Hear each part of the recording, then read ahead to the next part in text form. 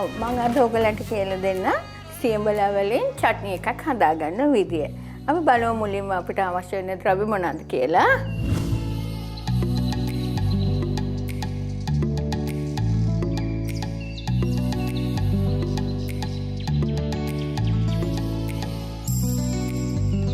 දැන් මෙතනදී සියඹලා මම මේ පේස්ට් එක හදාගන්න ඕනේ.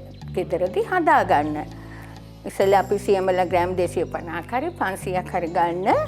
අපිට තියෙන්නේ සියඹලා පේස්ට් එක හදාගන්න. උණු වතුර එකතු කරලා හොඳට පොඩි කරන්න. පොඩි කරාම ඇටවල තියෙන මේ සියඹලා යූෂ ටික හොඳට වෙන් වෙනවා. ඊට පස්සේ කරන්න ඕනේ අපි දැල් ගොට්ටකින් හොඳට පෙරා ගන්න. පෙරා ගත්තාම මෙන්න මේ ආකාරයට අපිට පේස්ට් එක හැදිලා තියෙන්නේ.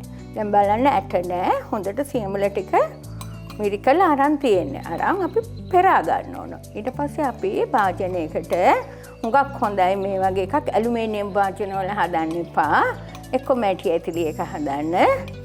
වගේ භාජනයකට අපි සියඹලා ටික එකතු කරනවා.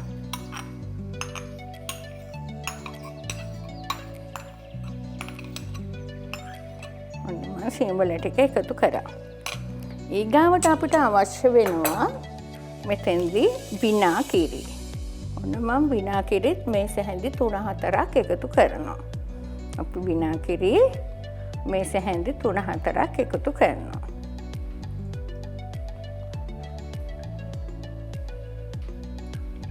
ඔන්න එකතු කරා.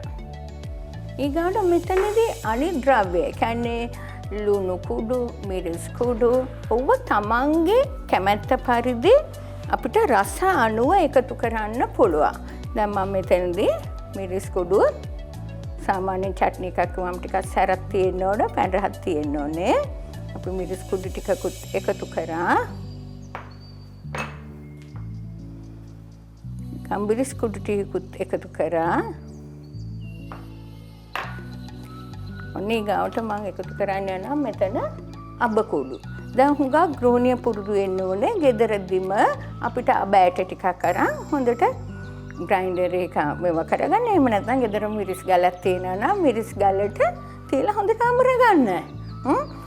ඊට පස්සේ අපි මේකට අබ කුඩුත් තේ හැන්දක් එකතු කරනවා. ඔන්න ඊගාවට අපිට තියෙන ලුණු කුඩු. ඔන්න අපි ලුණු කුඩුත් එකතු කරනවා.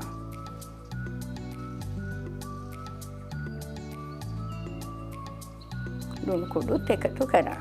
දැන් ඊගාට අපිට ඉතුරු වෙලා තියෙනවා මෙතන ඉඟුරු සුදු ලුණු. අර මම කලින් දවසක කිව්වනේ අපිට පුළුවන් ඉඟුරු සුදු ලුණු ගෙදරදී පේස්ට් එකක් ආකාරයට හදා ගන්න පුළුවන්.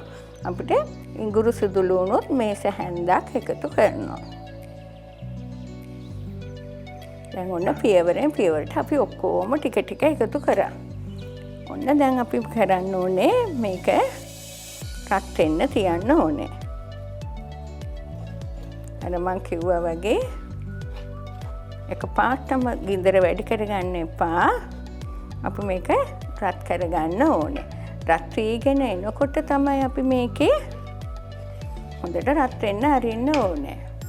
දැන් මං කිව්වානේ ඉතින්ලා දැන් මෙතනදී සියඹලා වල තියෙන ගුණාත්මක භාවය තමයි අපිට අපේ ආහාර ජීර්ණ පද්ධතියට හොඳට ආහාර ජීර්ණය කරන්න පෝෂණීය පැත්තෙන් ඉතාම ඉහළ දෙයක් තමයි සියඹලා. අපි මේක බලමු ටික රත් කරගන්න ඕනේ.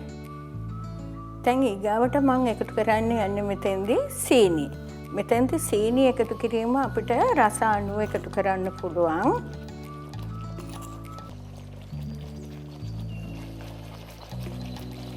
අපි සීනි ටිකක් එකතු කරා. දැන් සීනි එකතු කරාට පස්සේ අපිට මුද්ද රස පළම් එකතු කරන්න පුළුවන්. ඒකත් අවශ්‍ය ප්‍රමාණය තමන් කැමති ප්‍රමාණයක් එකතු කරගන්න. ඒකත් එකතු කරා. ඔන්න ඊගාට මම අර මුද්ද රස පළම් ටිකත් එකතු කරලා දැන් මෙතනදී ගින්දර පාලනය කරගන්න. අලුම රසනේදී දැන් ඔන්න අපි සීනි ටික දිය වෙනකන් හැඳ ගන්නවා. සීනි ටික එකතු කරලා මුද්ද රස බලුණුත් එකතු කරන් පස්සේ වැඩි වේලාවක් අපි ටිපේ තියන්නේ. ඔන්න අපේ සෝස් එක හැදිලා ඉවරයි. ගොඩක් වෙලාවල් වලදී මේ සියඹල සෝස් එක අපිට ඕනම කෑමක් එක්ක රස විඳින්න පුළුවන්. ඔන්න දැන් මම පෙන්නන්නම්කෝ හැදුව සියඹල චට්නි එක.